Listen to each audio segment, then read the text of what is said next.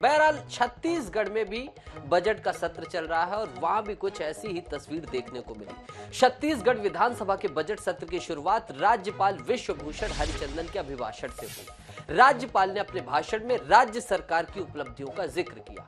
Chhattisgarh model से लेकर राज्यपाल के अभिभाषण में गढ़बो नवा छत्तीसगढ़ के नारे का जिक्र रहा। अभिभाषण के दौरान आरक्षण मामले को लेकर हाई कोर्ट में दायर याचिका को लेकर विपक्ष ने जमकर हंगामा काटा। विपक्ष ने आरोप लगाया कि एक तरफ राज्य सरकार राज्यपाल के खिलाफ कोर्ट में याचिका दायर करती है तो दूसरी ओर राज्यपाल से अभिभाषण पढ़वाना चाहती है। इस सरकार का राज्यपाल पर भरोसा ही नहीं है। विपक्षी विधायक बृजमोहन अग्रवाल, अजय चंद्राकर, शिवरतन शर्मा, सौरभ सिंह समेत कई सदस्यों ने अभिभाषण के दौरान जमकर टोका टाकी भी की। हंगामे के बीच ही राज्यपाल विश्वभूषण हरिचंदन अभिभाषण पढ़ते रहे। सदन की कार्रवाई खत्म होने के बाद भी सत्ता पक्ष और विपक्ष के नेताओं में जुबानी जंग थमी नहीं। भाजपा विधायकों ने राज्य सरकार पर राज्यपाल का अपमान करने का आरोप लगाया। वहीं संसदीय कार्य मंत्री रविंद्र चौबे ने कहा कि विपक्ष का व्यवहार दुर्भाग्यपूर्ण है। हमने राज्यपाल या राजभवन के खिलाफ याचिका दायर नहीं की है।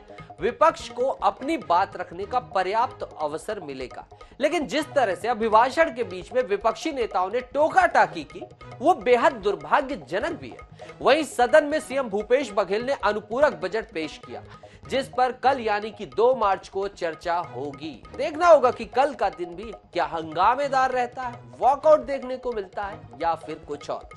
फिलहाल सदन की कार्यवाही कल तक के लिए स्थगित कर दी गई है। देखिए, शायद देश के इतिहास में ये पहली बार होगा कि राज्यपाल के पद को, उनके अधिकारों को चैलेंज करते हुए और राज्य का चीफ सेक्रेटरी हाई कोर्ट में कोई याचिका दायर करे।